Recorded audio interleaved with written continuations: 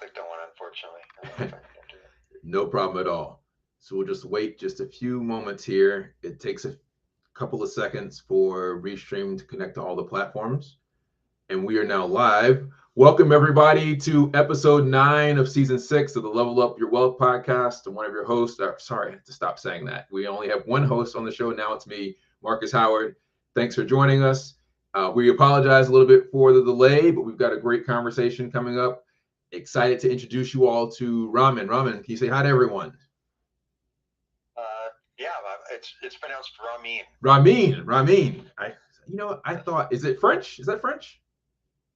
No. I think it's a name from an old Persian folktale. Okay. I believe that Amir is Persian. Even though I'm not Persian. Yeah, okay. Well, excited to talk to you about the Digital Fairness Act and sports athletes, because I work in esports. Before we do all of that, A, thank you all for joining us. If you have any questions or want to say hi, let us know in the chat. Happy to give you a shout out. And then B, we're going to play a quick game of rock, paper, scissors as soon as I find the screen share button. All right. Next time you'll have to just let me blow you up in EVE Online or something. EVE Online. Well, see, that's not 2 to 3 minutes, right? So, or maybe it is. I've never played that before. I probably lose very quickly. So just first the 5 points here.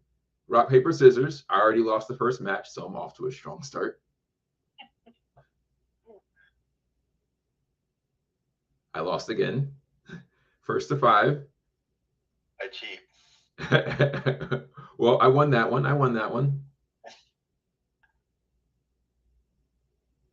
All right.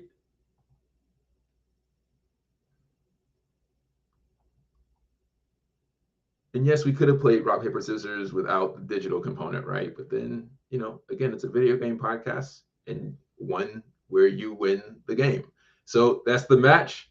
Thanks for playing. And while I close this, if you will just introduce yourself to everyone and tell us a little bit about, you started not in gaming and esports, so that's really interesting, but you worked with sports. So if you don't mind, just a little bit about your background, Ramin. Well, I started in gaming. I ended up being like a gaming savant at the age of 5. I learned how to play chess on my birthday, and I went undefeated for 10 years. But I also ended up, from smoking at the age of 5, I ended up picking up severe asthma, and I couldn't exercise. So I was really weak physically. But I started hanging out with the bodybuilders at the Muscle Pit at Venice Beach, near where I grew up, and they said, you can overcome anything if you try hard enough. So I went out to the track when I was 14 with my asthma pills and started running around the track until I had triggered an asthma attack, took my pill, laid down on the grass, had the attack. Not a single person cared or noticed or was worried about me in any way, so I didn't get in trouble for this. And I was able to survive the attack because I took my pill at the start of the attack. And then I came back the next day and I did this again. It was very painful, but I did this every day for 3 months. And after 3 months, I couldn't trigger an asthma attack. And then from there on, I said, well, I'm going to run for the rest of my life. And I did, and I ended up getting so crazy into running that I ended up being like kind of adopted by the Olympic family. My coach was Tommy Smith from who won the gold medal and the world record in the '68 Olympics. He also did the black glove fist salute. Yeah. It was a little bit of a bad boy. And then I ended up ultimately being asked by the women on the UCLA and USA Olympic track teams in '88 to be their trainer and an assistant track coach. So I traveled all around with them, and I was studying exercise physiology at UCLA because I really, I was homeless from the age of 17 to 22, and the Olympic family kind of took me in, and in order to repay them, I thought, well, I'm going to use my special abilities to help them back. So I studied as much as I could with exercise physiology and developed new techniques to train athletes. And two of my athletes, Jackie Joyner Kersey and Florence Griffith Joyner, set world records that are considered unbeatable today, and have not been beaten since 1988 when I was training them. So that was my superhero origin. I got taken out by a drunk driver in 1994, and while I was trying to figure out how to rebuild my body, I got into online gaming just as it started, and found that some of the things that made me very good in sports made me very good in esports, and I was off to the races. I was getting some of the same chemicals that I was before, even though I couldn't run anymore, and got very competitive, and actually got so competitive that by 1999 I was making so much money playing computer games that I quit my teaching job. Which games were those? Sorry if you don't mind. Which games were those? EverQuest in 1999. EverQuest, that's a classic. You made so much money playing EverQuest that you quit your teaching job? I didn't make any money. Probably twice what I was making. What? I didn't make a single dollar playing EverQuest. How do you make money? Well, what? Yes, well, by April of 2000, I thought this is something that is newsworthy, and I went to the Los Angeles Times, which I had been reading every day since I was like 10 or something, and said we should make a story about this, and they agreed, and they hooked me up with the tech editor, Ashley Dunn, and we co-wrote the first paper on virtual goods sales. There's a link to it in my my Substack, or I could just give it to you now if you want, but it's that's what started the whole thing, and that's what ended up eventually that would lead to Web3 and all these things with digital ownership and real money transfers, and I got so into this that I thought, well, we need game economists, which we didn't have back then, and so I decided no one else wanted to do it, so I said I'm going to pioneer the field of game economics, and so I ended up transitioning from elite sports to game economics, which I didn't need my legs for. So, and I got just as competitive as that as I was over all the Olympic stuff. Okay, we have to stop. I have so many questions. Number one, chat, if you let me know in the comments, have you ever made money playing EverQuest, or when you played like your first PC game, did you make any money? Ramin, can I get you back on video? I'm still looking at this. Yeah, you can back on video over here on Restream, just not on Discord. Okay. Okay, I wasn't looking at it. Cigarettes at 5? Technologically challenged. No, like cigarettes at 5. Hey, huh? Cigarettes at 5? Like how? Like I was, after 6 months of smoking cigarettes, I worked my way up to the unfiltered Camels, and that's when my body said, no, we're not doing this. It shut me down. How did you get access to cigarettes at 5? That doesn't make any sense to me. I didn't tell the doctor what I was doing, so he just thought I was having a cat allergy and just trying to get rid of my cats. It's like at 5, I was like sneaking cookies out of the cookie jar, or like playing video games more than. How do you? Dude, I guess this was the 60s. I don't know. Different time. I remember there was like cigarette candy. I remember cigarette candy, but like that, I never had like an actual cigarette at 5. I was a bad boy. What can I say? Okay. All right. So, and then the Olympics, like those names all. My parents aren't going to believe this story. Oh, dude. I ended up befriending Tommy Smith's other half, John Carlos, a few years later. We ended up teaching together, and I ended up having lunch with them every day for like 2 or 3 years. And I got to hear all the other side of the story of the 1968 Olympics.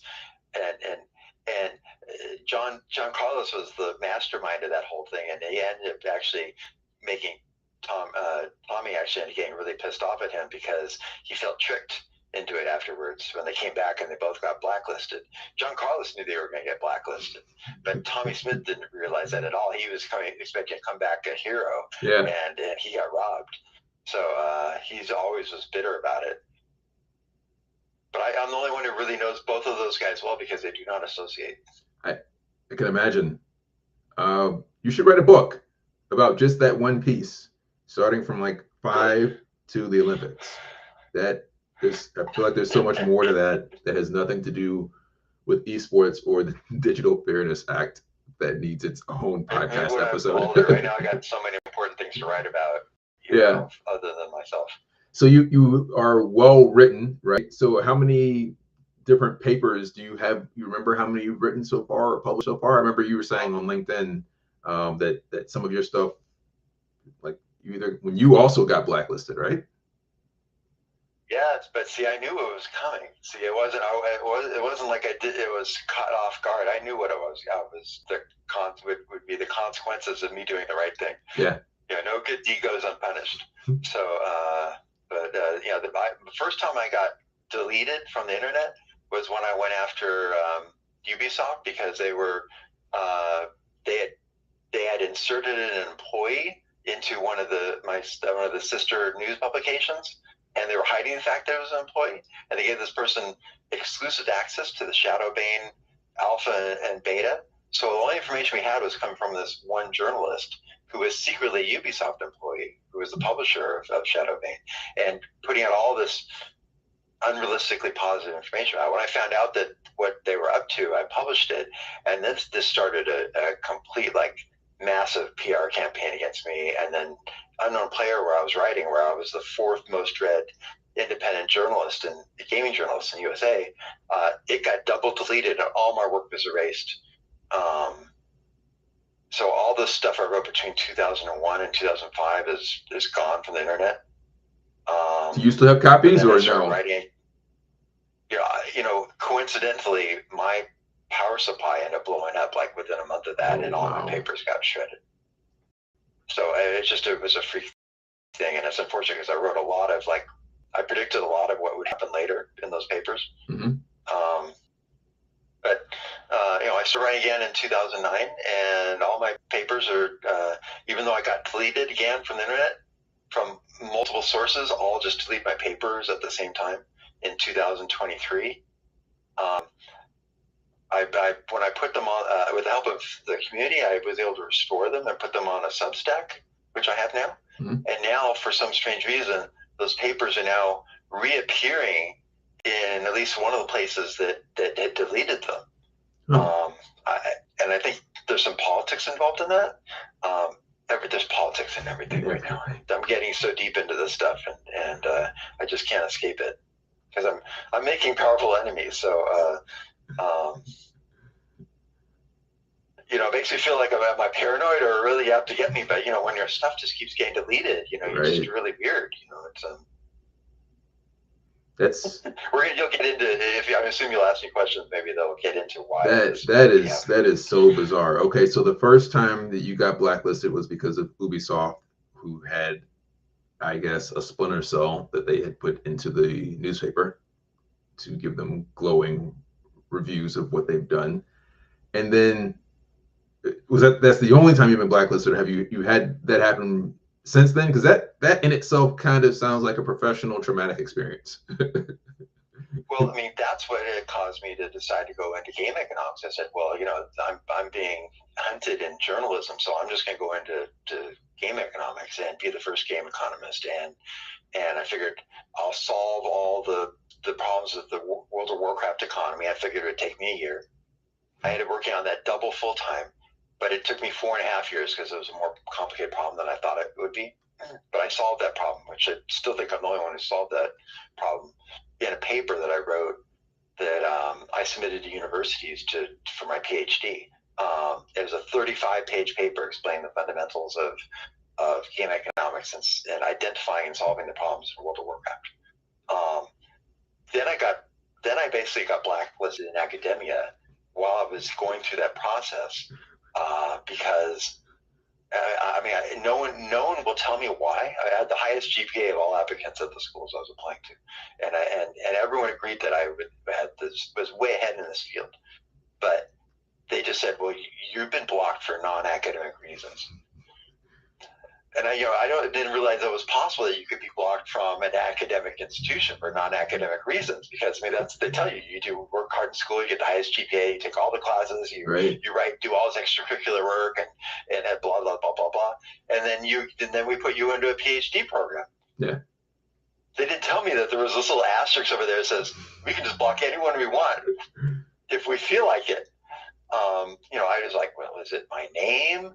What was it? But I think what it was is there was someone else in academia that already had a PhD that wanted to be the father of game economics. And when he realized that I had written that Los Angeles Times article in 2000 ahead of his first article, he realized that he wasn't first.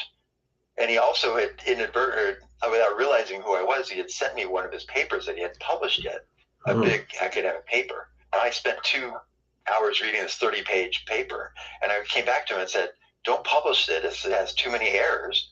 But if you can expedite my PhD, I will help you rewrite it. He did not like this coming from a non-PhD. Yeah. And he basically, he wrote me the most scathing email, which I had to printing and putting on. Did you frame it? When I get hired later. Yes. That's cool. But anyways, and I think he's the one who went around and said, do not hire this guy. Do not allow this guy into the school. I don't know what he said to get me blocked, but he was very upset with me, and he ended up publishing that paper, and it pretty much ruined his career. Before that, he was on, TV and radio all the time. Right. After he published that, and he got ripped apart in peer review, basically no one talked to him anymore. So he took that out on me, even though I tried to save him from that fate. People aren't always rational.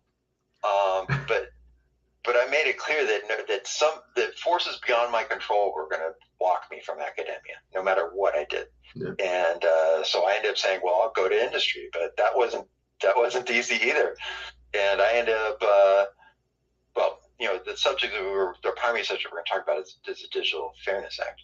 But I got I had started writing because I had told, one of my sponsors for the PhD, one of my mentors, was Professor Henry Jenkins, who's a rock star in media studies. He's like the father of transmedia. And I figured, I knew there'd be some politics from someone, but I figured he would protect me. But whoever it was that was going after me was so powerful that even Henry Jenkins was the one that warned me. He was afraid to tell me what it was, and he's tenured. So I'm like, how could he be threatened? Wow. So whatever it was, I knew it was big. I was way out of my pay grade. Yeah. But I had told him when he was mentoring me that he's the one that Congress called to testify after the Columbine massacre. So he was considered like the top guy in the USA for things like that, and then that's why I wanted him to be my mentor. And I told him that, because my specialization is games, his is all media. I told him the next time someone has to go before Congress, I want it to be me, not you. And unlike this other person who got bent way out of shape, to his credit, Henry Jenkins took this the right way and understood where I was coming from, and said, and was totally supportive of that. And 3 years later, and he said, you're going to have to earn that. He says, you're going to have to publish papers and establish yourself as that expert. You can't just say, oh, I'm an expert. You have to prove that. Yeah. So I did that. Even though I got blocked from academia, I just became a rogue scientist and started acting like I was a PhD and publishing papers without the university. So that meant I could write whatever I wanted, and no one could block me. They could still try to erase me, but they couldn't block me. Couldn't block you. So I got invited to write for Gamma Sutra in 2012 based on what I was putting out there on the internet. And I agreed, and that's when I started putting out some really big papers. And I started writing about gaming ethics and consumer rights and how to protect people, including children. And in 2013, the UK Office of Fair Trade was trying to write the first rules protecting children in online games. Mm-hmm. And they were going through all the internet media to see who was writing on the subject. Only one name came back, that was me. Mm-hmm. Because everyone in academia or in industry would have been afraid to write about those subjects. But you were independent. Right? Yeah. They still are. No one writes on these subjects. It's just me. I'm that guy. Yeah. But I was going to pay for this. So, but I knew what was coming because of my experiences with Tommy Smith and John Carlos. Mhm. When I did basically the gaming equivalent of putting a black glove fist up and on the podium. Yeah. And so I knew exactly what was coming for me because I'm American. I grew up in America. I was born there. It's despite my name. Yeah. And I know how America works. So they said, we want your help. And when someone comes to you and says, we need to protect children and you're the only person who knows what we need to know to do that, will you help us? What do you say to that? Can I swear on this stream? Go ahead. Yeah, no, go ahead. I couldn't just say, fuck the children, right? I mean, I guess I could have, but that's not my brand. Right. So I said, yes, I'll help you. Yeah. And they said, you're going to have to go to Panama and testify in front of the ICPEN, which is the International Consumer Protection and Enforcement Network. It's the international body for regulators. It's over 80 countries. And I was like, wow, okay, this is getting really serious. Yeah. But about the same time, I got hired by Wargaming. And Wargaming was very pro-consumer at the time, 2013. When they hired me, I told them this was going down.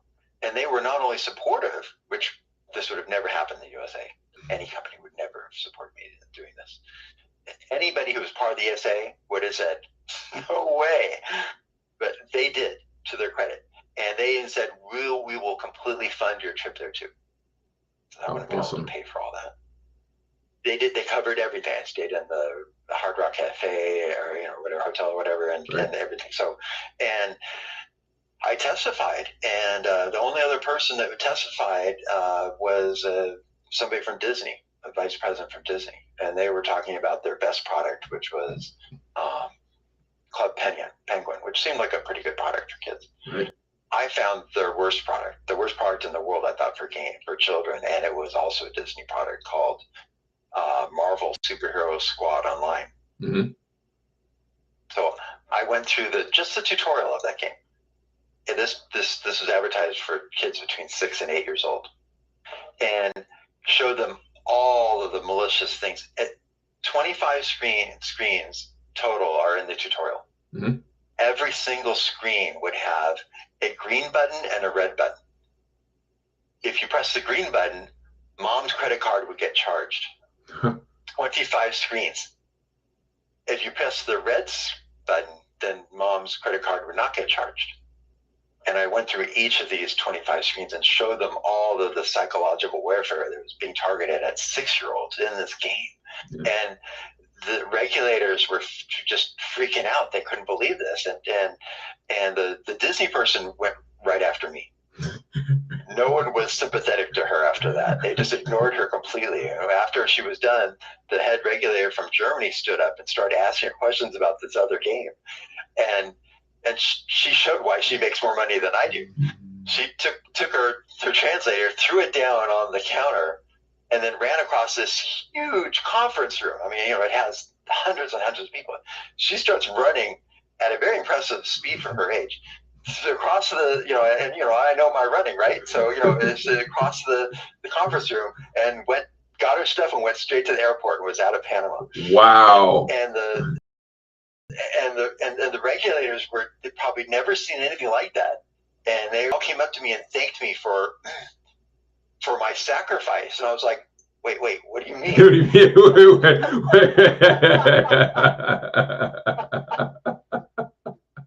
That's when it hit me. That's when it was, fuck, my career is over. Wait, what do you mean? Thank you for my sacrifice? It was really. I was on NPR every other month. I was talking about all these things about gaming. I was the expert on gaming on NPR. They wanted to know about gaming. They were contacting me, so I was on there regularly. And I was scheduled for all these talks at GDC, and I was working for at least 3 AAA companies a year.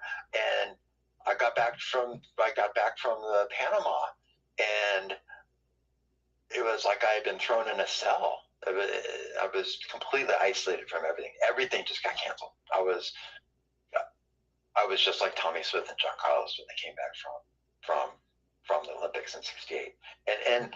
And you know, I think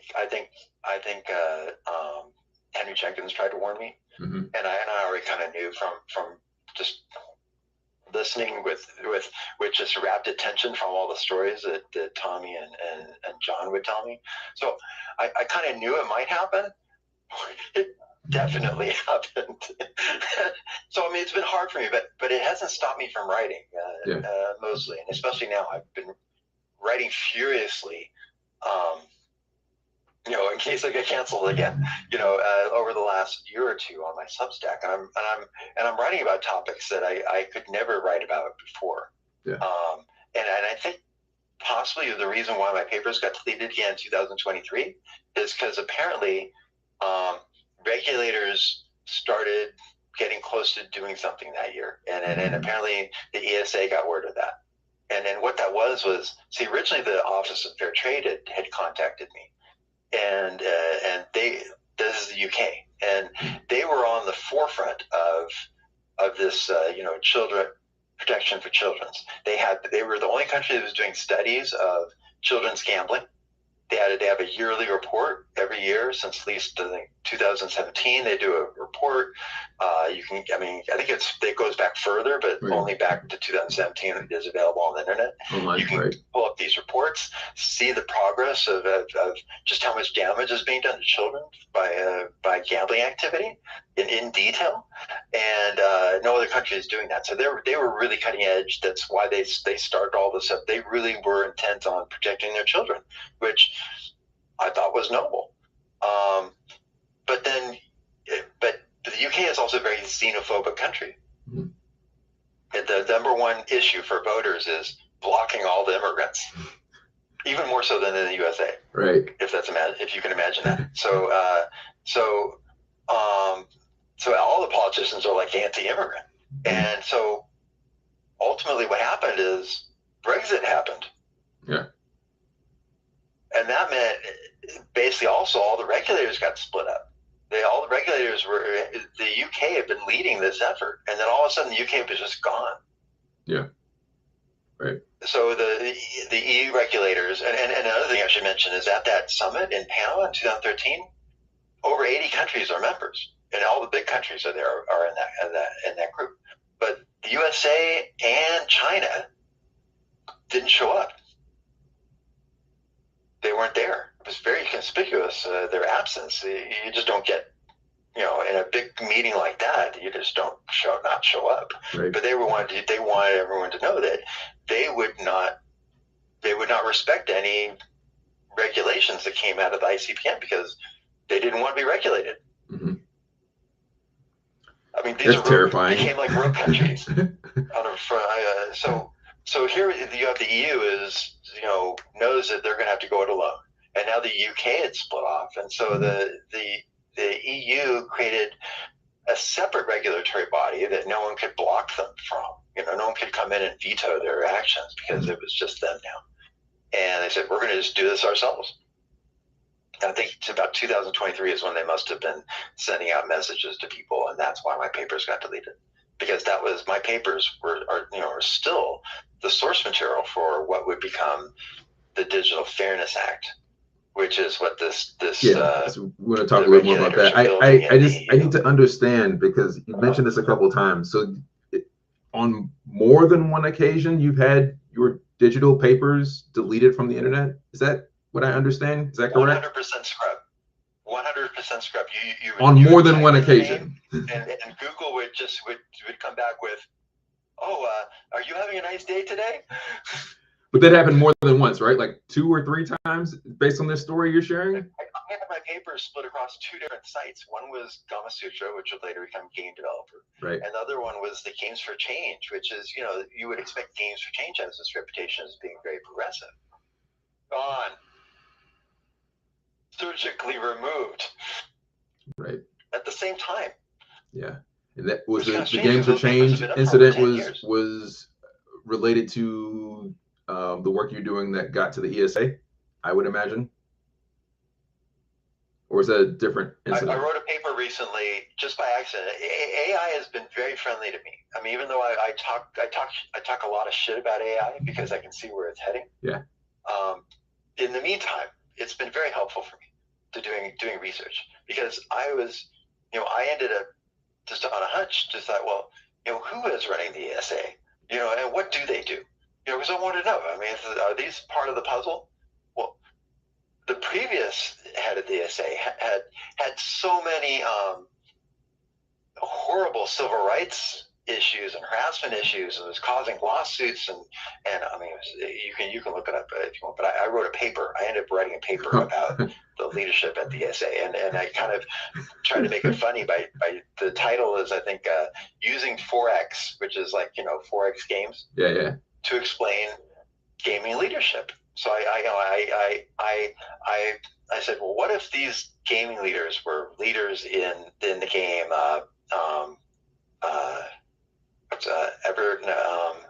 Endless Space 2, because they have a really cool political system in Endless Space 2. Yeah. And I said, these are benevolent dictators, and I said, I love running benevolent dictators in a game. It makes things so much easier.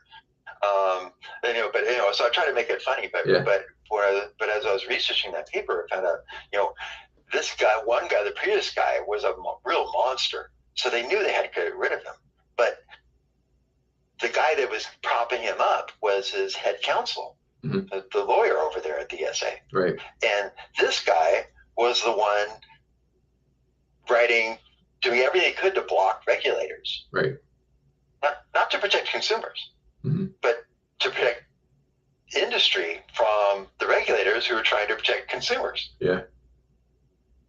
So that, obviously these guys are on the wrong side of history, but they thought they were on the right side of industry, and that's their job. The ESA is to protect the interests of industry. So interests of the industry, right? So when this really monstrous guy, I could drop the name, but whatever. You can just read my paper and get all the dirt. And AI helped me dig up that dirt, which was fantastic. It just makes everything faster. That head counsel ended up becoming the head of the ESA. Mm. And this elevated the fight against regulators to being the most important thing the ESA does. This was their reason to live, was to protect industry from oversight, regulation, and to allow them to continue doing what they were doing with consumers without any oversight, including all the things that I had revealed going back to 2013. So, and since the regulators were reassembling, they were going back to the source, which was my papers. Mm-hmm. And I guess this is complete speculation. Tinfoil hat moment here. But the timing is conspicuous. Maybe they thought, we'll just remove all these papers from the internet, and no one will know what happened in 2013, and no one will have access to any of this information, because we made such an example of Ramin that no one else has ever dared to do what Ramin did in 2013 or since. So you go on the internet, there's no papers about gaming ethics. It's just empty. That makes sense, and that's also terrifying. And my papers I think were pretty good. That's why that's why they reached out to me. Right. That's beyond terrifying, but it makes sense, right? The ESA probably has strong relationships with a lot of the news media outlets for the gaming industry, and dude, that's an easy you call can't to make. even imagine. I mean, just think of Disney alone is one of the most powerful companies in the world, not just the United States, in the world. Think about how many other companies make their products, like Electronic Arts, for instance. Yeah. That means if they don't want the IP yanked by Disney, they have to play ball. Right. Any ball. Yeah. And the ESA is in a way, you could say they're above Disney, but mm-hmm. really it's probably Disney telling the ESA what to do also. Yeah. But once the ESA says something, if you're a member of the ESA, and that's like 90% of the industry, you have to toe the line. Yeah. And this is the industry I'm in. This is the industry I've dedicated my entire life to helping. Yeah. I see that parallel. Until they agree to work with regulators, until they stop this, I'm part of the problem as far as they're concerned, not the solution. You're So I part of keep the problem. solving their problems, and they keep ignoring me. You're the anti-hero, right? No, I understand. I see a very similar parallel to what's happening in Saudi Arabia with the Esports World Cup and the Esports World Foundation. I had predicted a collapse of the ecosystem in 2021 and in 2021 to 2023, and what I didn't account for was Gamers 8, which started in Saudi Arabia, then became the Esports World Cup, to the tune now, I think this year's event will have $70 million worth of prize funding. But they've basically underwritten the operating costs for probably 75 to 80% of the most popular esports organizations around the world and a handful of tier 2 organizations.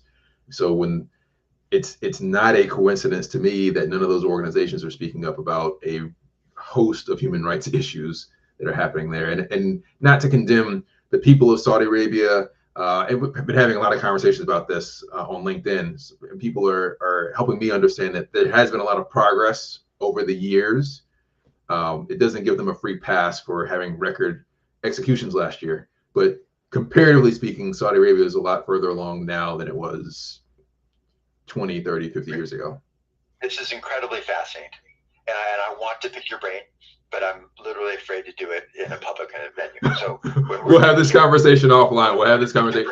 But what I'm saying is, I say all that to say, I can appreciate that experience you just described, that ecosystem structure you just described, and the impact of being blacklisted, because I experienced that. I'm still experiencing it now from 2021 to now. Almost unable to work in the esports space. I've had to work with a lot of contract work, almost having to leave the gaming industry. And obviously the gaming industry is much larger than esports. Esports is like 0.5% of the market size, but it's been significant. So I empathize. And on that note, you're right. We can continue that conversation offline. I want to take a quick, not a commercial break, but for those who are viewing, thank you for viewing. This has been a fascinating conversation. If you have any questions for Ramin, feel free to share those in the chat. We'll get those up here on the screen. We're going to shift gears away from the past to the future, and a little bit of the present, but focus more on the future with the Digital Fairness Act. I did a little bit of research, and I saw that's being kind of championed by the EU. Is that correct? Yes, and they've created their own regulatory body separate from the ICPN, separate from the UK OFT. It's called the CPCN, I think, or something like that. Okay.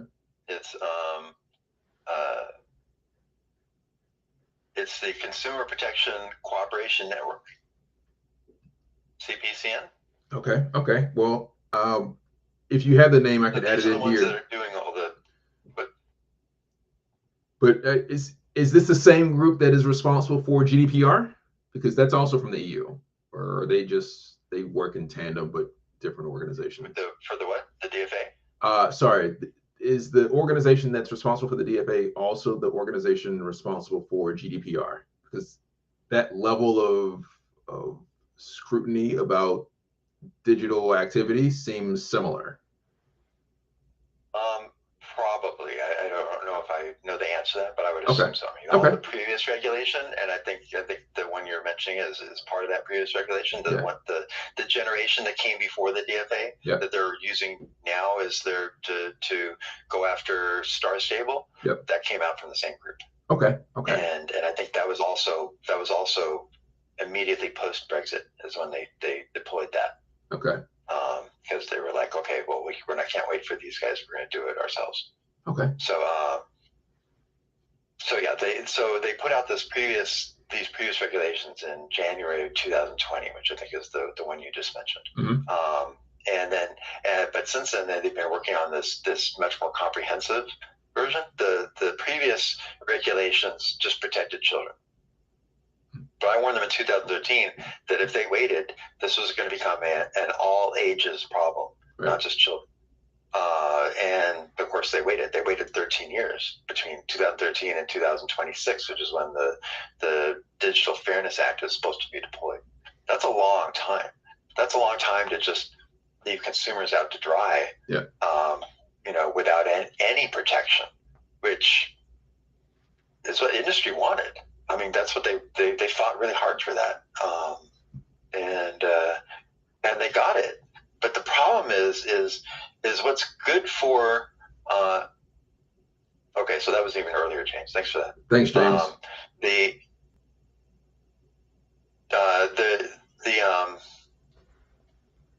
The problem is that what is consumers are integral to industry. I mean, what's good for consumers is good for industry. Yeah. You can't create an antagonism between you and your consumers, and then when they complain, you double down on it. This creates. I mean, this is not news to you, right? Everyone in the industry can see this, and even gamers can see this. That game developers do not like you. Yeah, I mean, everything you tell them you want, they do something else that they think is better for them and not for you. Yeah, which is so odd. You think that if you want to maximize value with your consumer, right, give them what they ask for.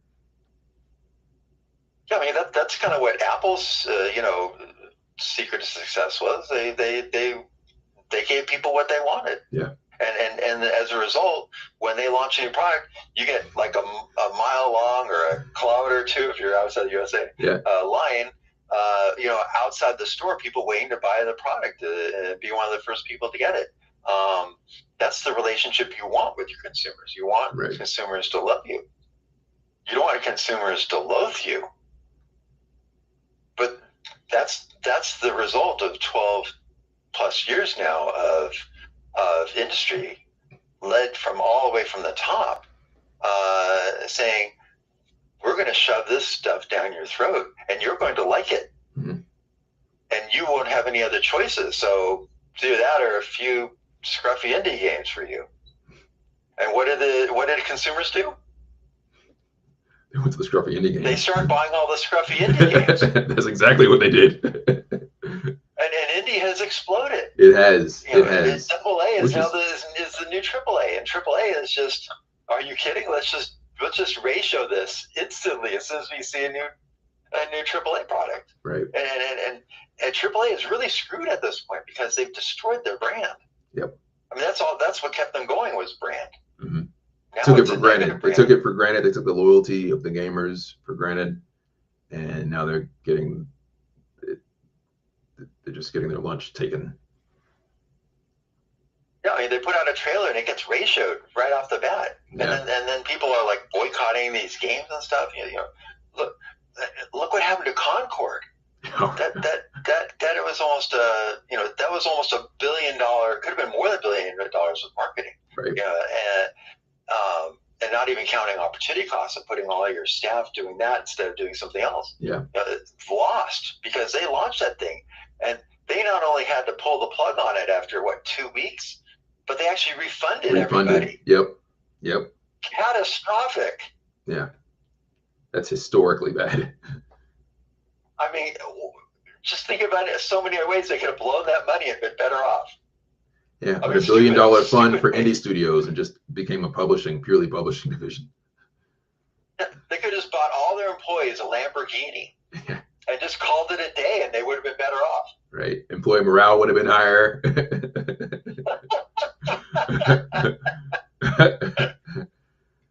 No, you're right. Business model. Yeah, no, you're right. You're right. No, I share that criticism for, you may not be familiar with Playversus is now kind of the market leading platform, one of the market leading platforms, probably number one in the US for esports. They just acquired Playfly Esports and Generation Esports. And there were many concerns from other consumer rights advocates in the space about like data protection for minors, because they only do the bare minimum, I believe, that COPA requires, which only protects data privacy rights, I think, up until 13. But generally, it's open season from 13 to 18 plus. And kids are certainly still, under 18, still minors, even though they're over 13. I think the average parent would argue in favor of more consumer rights protections for anyone under 18. And it doesn't seem to be a priority for them.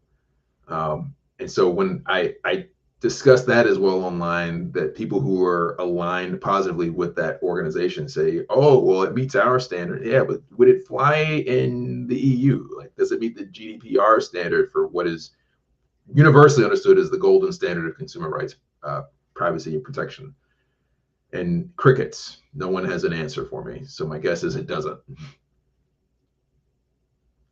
Well, So I hear you. Look at what Apple did when consumers complained to them that they were charging the kids in these games without parental consent. Yeah. There was being a big class action lawsuit. Apple fought that so hard. And when I went back and reviewed it, I was like, wow, these guys should have really brought me in, because if you believed what Apple, was saying, their liability was X. I looked at it and go, oh, Apple's liability here is at least 10X. And so, I mean, if they probably could have gotten quite a bit more out of Apple if I had been involved in that lawsuit. Right. But they got pennies on the dollar as far as what damage was done by Apple, and Apple was able to just continue on its merry way. Apple was revealing its true nature there. It wasn't acting pro-consumer there. Right. I mean, they wanted to say, "Oh, we're the good company. You should come buy our products." But until you try to claw back your money when they do something wrong, they're a totally different animal. Yeah, Jekyll and Hyde, right? And the Epic fight and everything, Epic versus Apple, and right. Apple is. I mean, in gaming, Apple is not your friend. No, not at all. Not at all. So talk a little bit more about the DFA. What are some of the key provisions there, and then ultimately, what impact might that have on the gaming industry? Okay. I mean, I do extensive analysis on my Substack, so if anybody really wants to know the answer to your question on a level that would be functional for like in their studio on their products, then they're going to have to do at least that level of research. I've done quite a bit more because I'm studying all the documents very intensely, because not only do I want to be able to communicate the issues, but I also want to be able to help developers navigate the Digital Fairness Act once it's deployed. I've had many developers say that the DFA can't pass because it would just destroy AAA. That is a strong indictment of the AAA space. Well, yes. I mean, why would AAA not be able to follow just these basic protections for consumers? Yeah. Because they've doubled down for so long to delay that, because they're like, we can't do what we're doing with regulations. So they put so much resources into delaying this regulation for 13 years. So my response when people say that is I say, well, you've known this regulation has been in the pipe for 13 years. Yeah, 13 you've been years. fighting it for 13 years. So that means you've given up your right to turn around and cry wolf or cry victim when you say, oh, the regulation is too hard for us.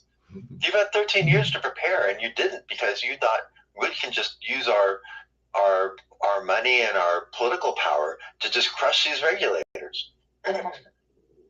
Something happened the last few months where regulators are normally invisible. They're boring people that act very slowly. They're not radicals. It takes them forever to do anything. But all of a sudden, even regular people know what a regulator is, because all of a sudden, when we started all these the tariffs.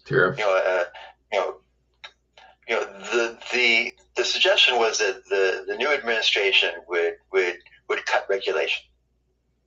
Okay, great. We all saw that coming. But what I saw when the new administration came into the United States is and I wrote a paper about this. I call it the age of regulation. This was the most regulation I've ever seen from any government, maybe outside of China, at any time in history. Because tariffs are regulation. They are. That's true. And I have to say, I'm behind a lot of this. I'm really enjoying watching this because the regulation was put there for a reason, and to correct some imbalances. Yeah. And I think there's been need for that for a long time. So I'm pretty okay with the regulations. But quick question: where do you live? Like because I live on the East Coast and it's dark. There is a light behind you, which I think is natural. I was not welcome in the United States my whole life, just because of my name. But for a lot more than my name later on. I lost your audio there. Sorry, I had a phone call come in on Google Voice. Yeah, I'm in Sydney, so yeah. Oh, you're in Australia. Yes, sir. I got out. I didn't feel safe in the United States anymore. Really? The death threats are just getting a little too explicit. Wow. Yeah, it's daytime there for sure. I was like, there's no way. You mentioned like the EU. I was like, no, even then, that would be 3, 4 o'clock, but you've got midday sun almost. My partner's messaging me with, "It looks like your account got hacked."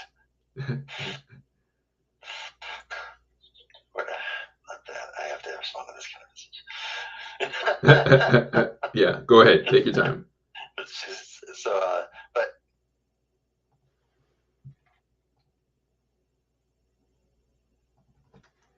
Let me send a message on a podcast. Call you back in 10 minutes.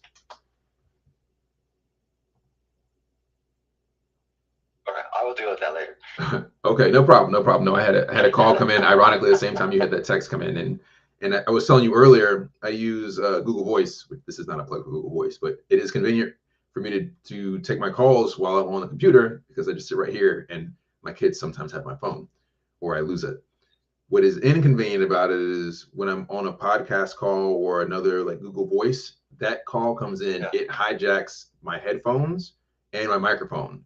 So I can't hear anybody who's talking, and I can't talk back in because it, like on a normal scenario, like that should be my priority, is to answer a call to my computer, which is why I'm running it.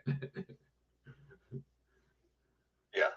Okay, so if we want to get into specifics, yeah, please, just and it can be higher level, because I do want people to read those papers. I certainly will take a look at them, but if you just for the average person who needs an intro to the Digital Fairness Act. Okay, I'm gonna actually. It's the Digital Fairness Act is hard to read because right now it's just a collection of ideas. Mm-hmm. There's a master document for it, and every time they come up with another idea of something they want to put in there, they tack it onto the bottom. And really, all of these ideas are going to be negotiated and then put into the final document next year. Okay. So this is still a work in progress, but it's approaching final draft. Mm-hmm. But it's still a little bit rough. Okay. So I went through that, and also the CPCN has put out a much more organized and polished draft of something they call the Consumer Protection and Cooperation Network's Key Principles on In-Game Virtual Currencies. Okay. This was published on March 21st, and I responded to that like on March 22nd. Oh yeah, it is going to be grand sweeping across the entire industry, and probably particularly for the crypto space. Yeah, so I mean, there's 7 principles in that document, and this is just a piece of what's in the Digital Fairness Act, but this is the most refined piece right now. They've really gotten this down to what would be final product. So this part of it is ready to go, and there's 7 principles, and almost every one of these principles comes either straight from one of my papers or from the presentation I gave in Panama to the ICPN. Is that a paper that has been since deleted from the internet? Well, okay, what? The presentation that you gave in Panama, the paper that they're referring to, is it like you? Maybe I answered my own question. It sounds actually when really I say ludicrous. Presentation, I mean my verbal and visual. Yeah. Well, okay. They recorded that. Yeah. I know they have a recording of that somewhere. Yeah. So there's So they can actually go back and listen to what I told them back in 2013. Someone has that. I don't have that, but it was shown to me, so I know they have it. Right. But in addition, there's all these source materials, most of which were written in 2013, either right before they contacted me or right after they contacted me, but before the ICPN summit. I was putting out all the materials that I thought they would need, and those are still the materials that they need. So the paper that I wrote recently in response to this was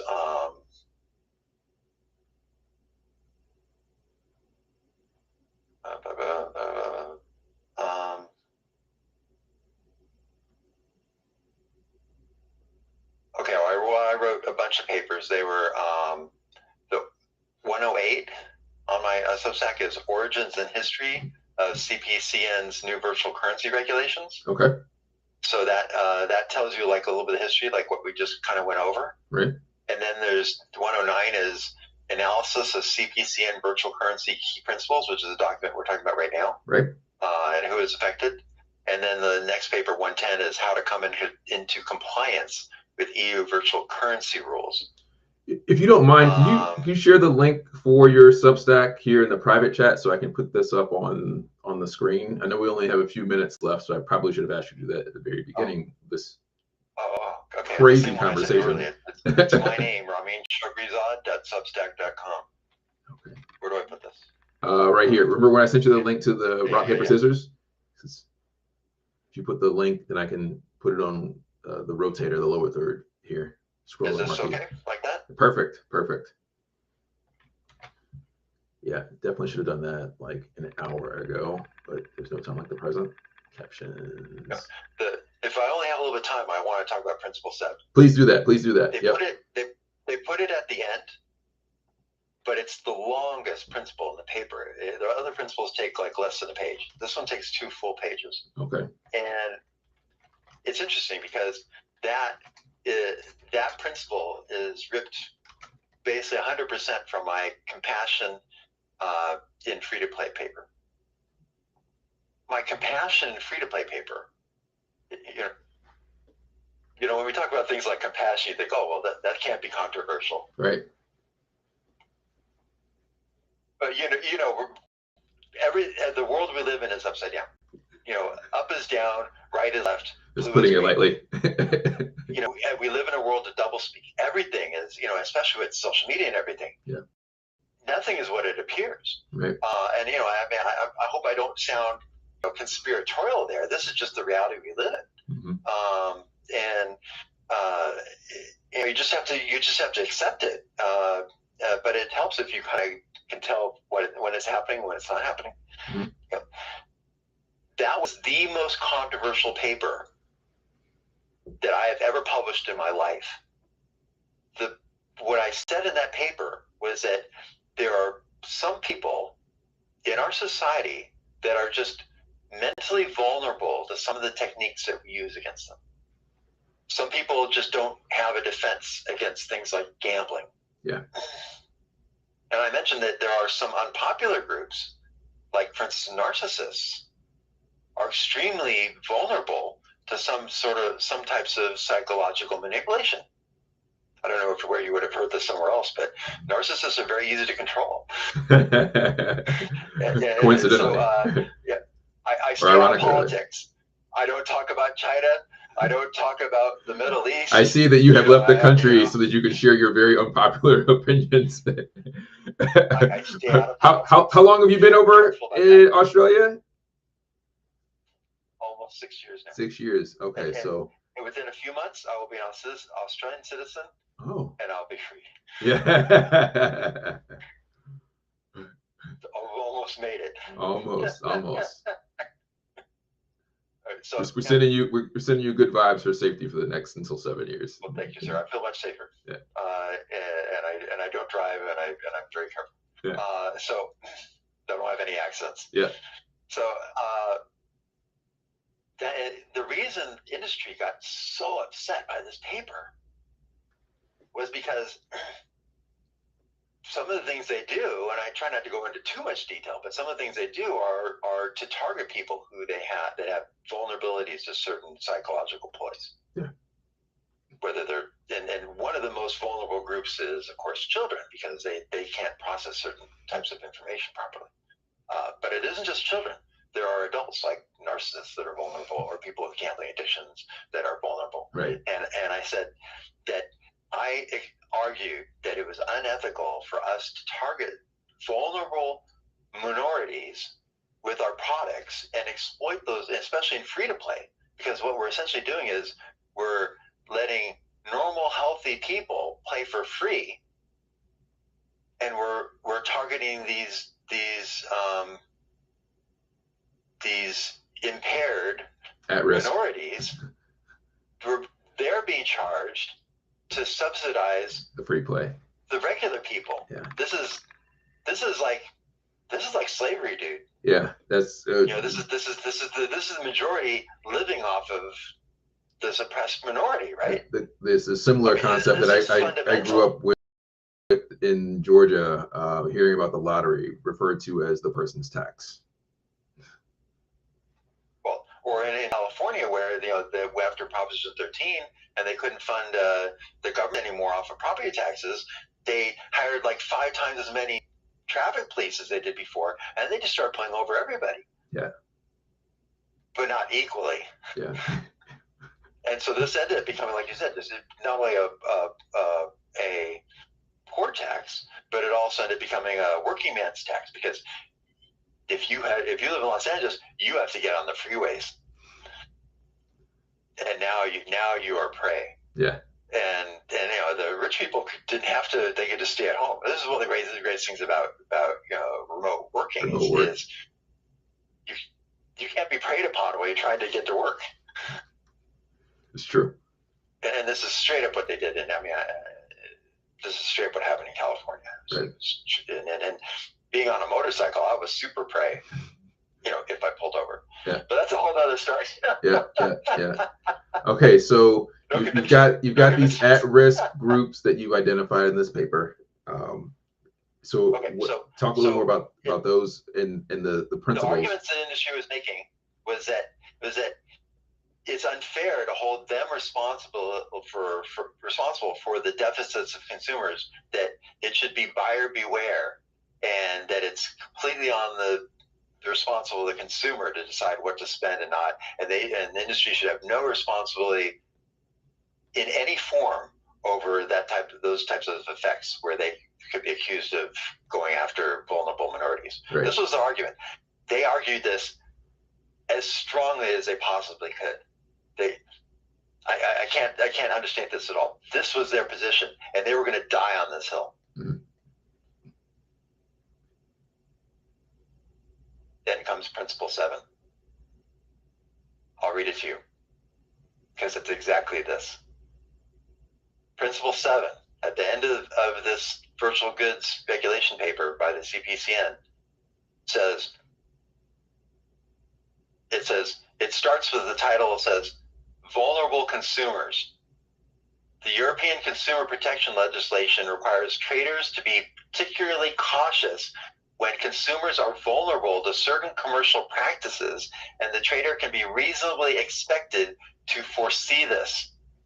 Consumers can be vulnerable on the account of, for example, their age, mental or physical infirmity, and credulity. But this is not an exhaustive list of factors of vulnerability. When it comes to video games, the vulnerability of consumers must be assessed within the context of the specific video game. Certain group of consumers are always considered vulnerable, such as children, while other consumers may be considered vulnerable only in context.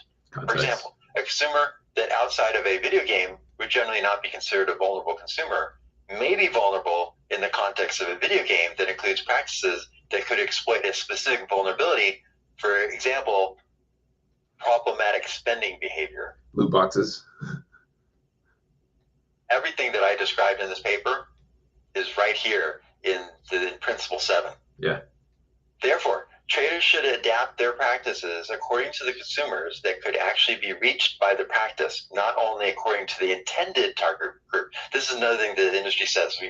I kept arguing that children are being targeted, and the industry response was, well, we don't intend. We're you have to have a credit card to spend on this stuff, so we're only targeting adults. Well, these kids, not only do these kids get mom's credit card, whether she knows of it or not, but they can go down to the local grocery store, 7-Eleven or whatever, and buy a game credit card for instance, Zynga. Yep. I talked about this in my Zynga analysis paper in 2011, which I know the regulators read, and they can bypass mom entirely.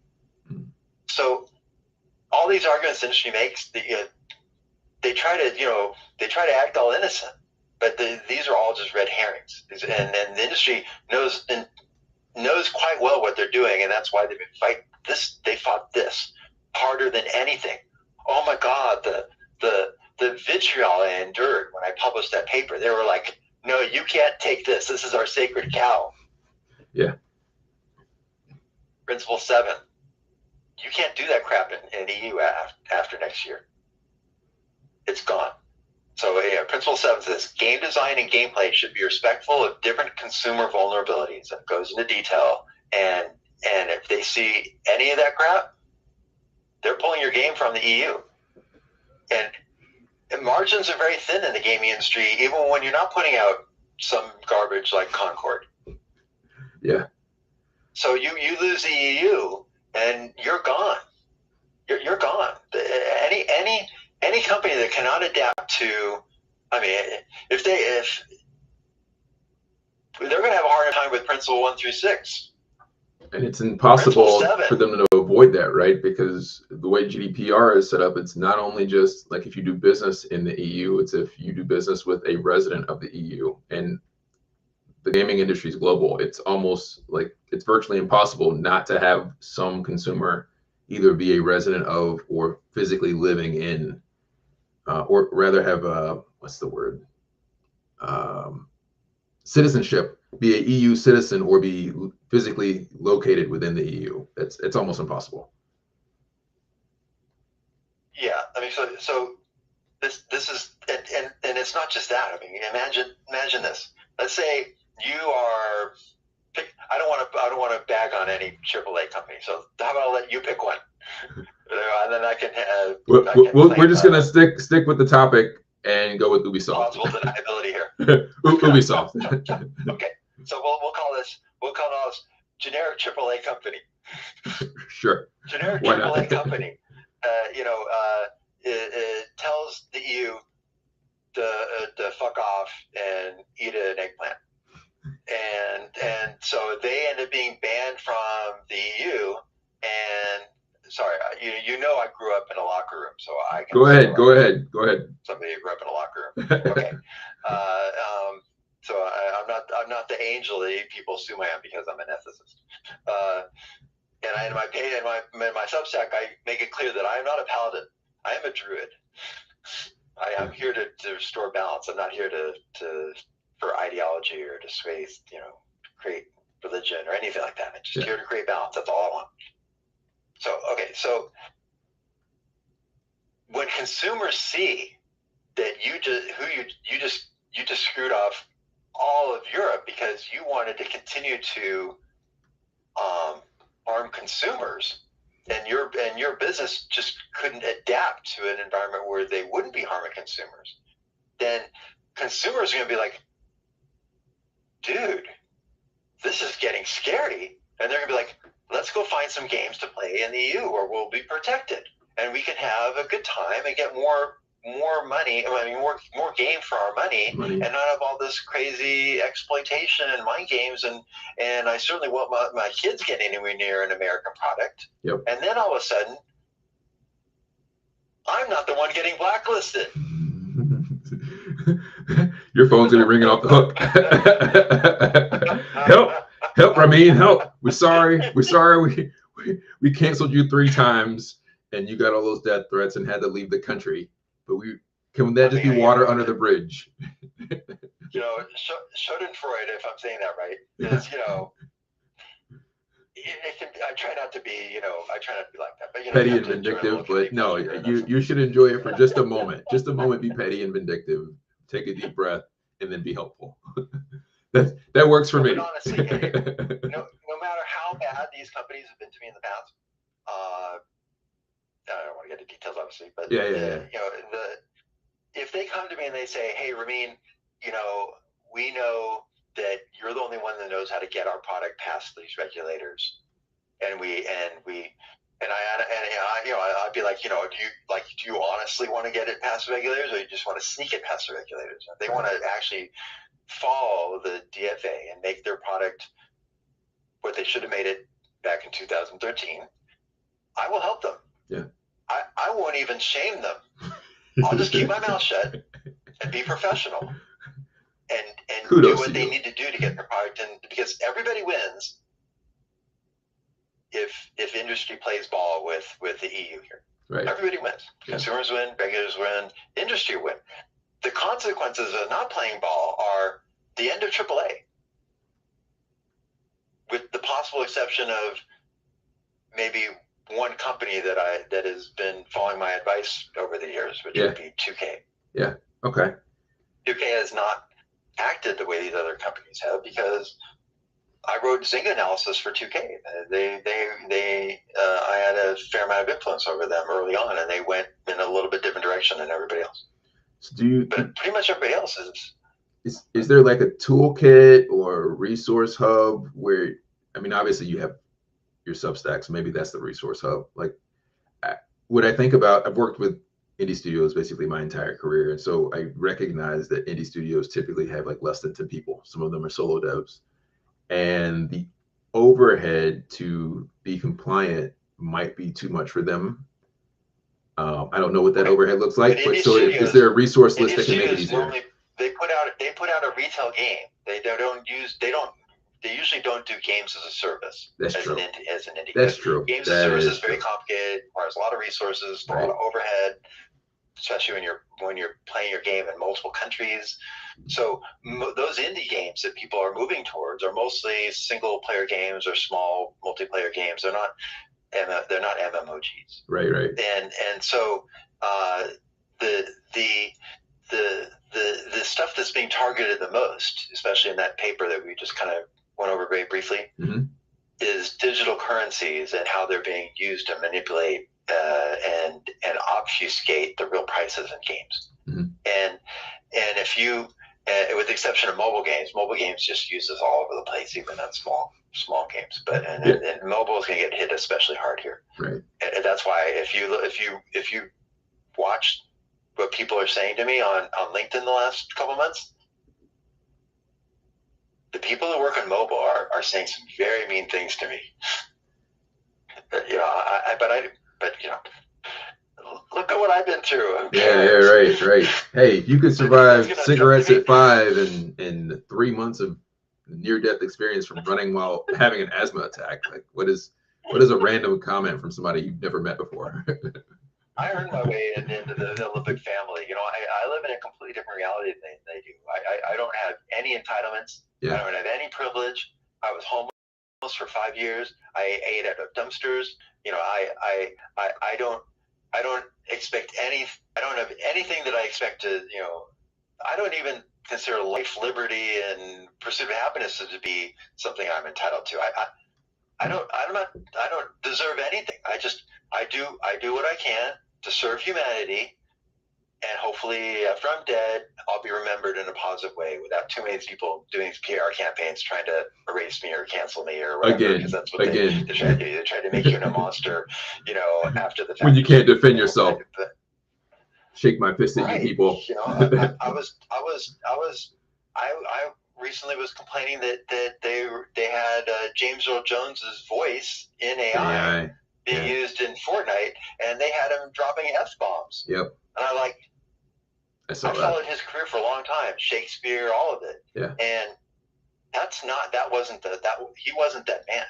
I've never heard him swear. Right. Very passionate person. Yeah. But you know, I was personally offended that they would take his voice and do that with him, because they're rewriting who he is. They are. That's the And first like, experience of a lot of people who were playing Fortnite who didn't know he existed beforehand, right? So no, I agree with you. In all fairness, it was an abuse of the system. So it wasn't like they scripted that using his voice, but the system did allow for a misrepresentation of who he is. well, there's a lawsuit now over it, and I think that, and they were trying to say, well, that they shouldn't even be allowed to have that lawsuit. Mm-hmm. And I'm like, why would you want to avoid a lawsuit? Isn't that where you go to decide what's right and wrong? Yeah. You don't want any light shown on this, do you? You know, and I gave them a hard time. I said, you know, I want to know what the jury decides. I don't know how that's going to turn out. Mm-hmm. I want to know, and I want this decided, because when I'm dead, I don't want my legacy or my being or my identity to be rewritten and me to be turned into a completely different person than I am. Right. I worked really hard to protect my identity. You know, I have so many people watching me to see if I make a mistake. If I do anything wrong, it'll be megaphoned a million times, and I will just be annihilated. Right. I live such a pure life now. It's ridiculous. It's kind of sad considering what a bad boy I used to be. I can't do any of that stuff now. Yeah, your phone's like 15 years old. I don't use a phone. I don't use social media. Yeah. I don't use a car. I don't use a motorcycle. I used to always have a motorcycle between my legs. Yeah. None of that. It's all gone. Yeah. I'm a vegan. Yeah. You know, I'm practicing Buddhism now. Okay. It's just like, you know, I'm trying to extend my lifespan and avoid any weird accidents that might happen. and you got a safe room. You're in the safe room now. It just barely has the light that comes in. Everything else is padded. I imagine a future where the ESA is going to decide, oh, well, you did, the head of the ESA did a great job protecting our interests for 13 years, and now we don't need you anymore. And you're going to go the same direction as the previous monster that was running the ESA, and they're going to put somebody who's consumer friendly, and they're going to try to pivot and do a complete identity change and say, we're the ESA. We're really here for you, and we really appreciate the consumer, and you can trust the ESA. And when that happens, I'll be happy to shake hands with that person. Mm-hmm. It could be a woman. Yeah. That'd be great. I'll shake hands with that person. I'll say, let's get to work rebuilding this industry, because consumers need gaming. It's an important part of their lives and even their mental health. And we've turned our backs on them for too long. Let's rebuild. I am totally for conciliation. I don't hold a grudge. I don't have an ego. I could use my life being a little less difficult, but really, what makes me sad about that is that everybody loses when people do this stuff. Everyone loses. The people who are doing it, they're losing. They are. Look, all the games that are getting blown out of the water before they even make it to market. Right. You know.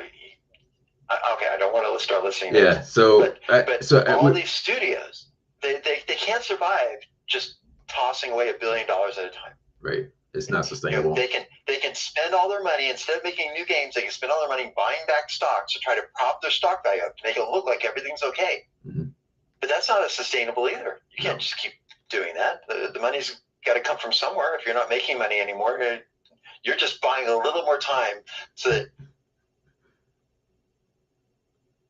companies are not people and people are not companies. You know, when we see a company doing this, it's not companies doing that. It's an individual in the company is doing something that benefits them and hurts the company that they're in. Yep. And when this happens at a leadership level, you have somebody selfish who's acting in their interests but against the interests of the company. That's when you see the company, you know, going down in flames like the Hindenburg. Right. And that's what we're seeing is this sort of selfishness. And you need leadership who actually cares about your company. And I mean, I could even go into movies right now and have the same conversation. You know, the legacy of so many of the IPs in movies are just being destroyed for what? Quick buck. It's not helping the companies. It's not helping the public. Some person has an agenda that they're doing that they think benefits them, and they're willing to destroy the company they work for in order to follow that agenda. I don't understand that. I come from the Olympics. I'm absolutely. It's all about absolute loyalty. There's and fanatical loyalty. It's like this doesn't exist anymore in the industry. I don't know. It's hard for me to understand how people can be like that. Yeah. Well, it's been an awesome conversation. I mean, we've got to continue a lot of that conversation offline because we don't want anyone to get any further blacklisted or canceled. But thank you for sharing all of the insights here. For those of you who are joining us live, you can see and read all of this stuff at Ramin Shokrizade. I pronounce it Shokrizade. No one alive today knows how to pronounce it correctly. Okay, well, perfect. I got close enough. There's another way. .substack.com. Ramin, I'm working. Everyone hopefully, else in my family has changed their name. I'm hopefully going to be working on publishing the second volume of my book before the end of the year. I don't know if you've seen the first one, Innovate Gaming and Esports. So it's an encyclopedia, 300 pages, celebrating the gaming and esports industry. Oh. It's the book that I wish that I had. Catching up to do, clearly. So I had to send you some reading material as well. I have a free digital copy. I'll send you a link to it. But I'm working hopefully on the second volume this year. It would be amazing to feature some of your work in the editorial components. It's for kids and parents and students and business owners who want to understand the gaming industry and business executives as well. Because what I've learned over the years is that folks who run gaming companies don't really understand esports and vice versa. So I think that this is helpful for your insights would be helpful for executives across the industry, but also for indie studios who are trying to just wrestle with the concept because it just might be not in their field of view. And for parents to understand this is something they should be aware of, and students, gamers in general. So if that makes sense, again, we can talk about it offline. I feature everybody in my book for free, like my last book, so there's no cost. But it's something that I'm doing to try to give back to the ecosystem. And so if that makes sense for you, then we can discuss that later. But thank you for your time, for your insight. I hope you all enjoyed the episode. It's just a crazy story about the asthma and the cigarettes and the Olympics, all of it really being canceled multiple times. Someone should make like a movie, a biopic about you, basically. I think is that the movie where they tell your life story. Someone should do that, or write a book, or you write a book. I've done crazy things. Yeah, but anyway, thank you for your time. Thank you all for joining us. We'll see you again next Thursday, and have a great weekend.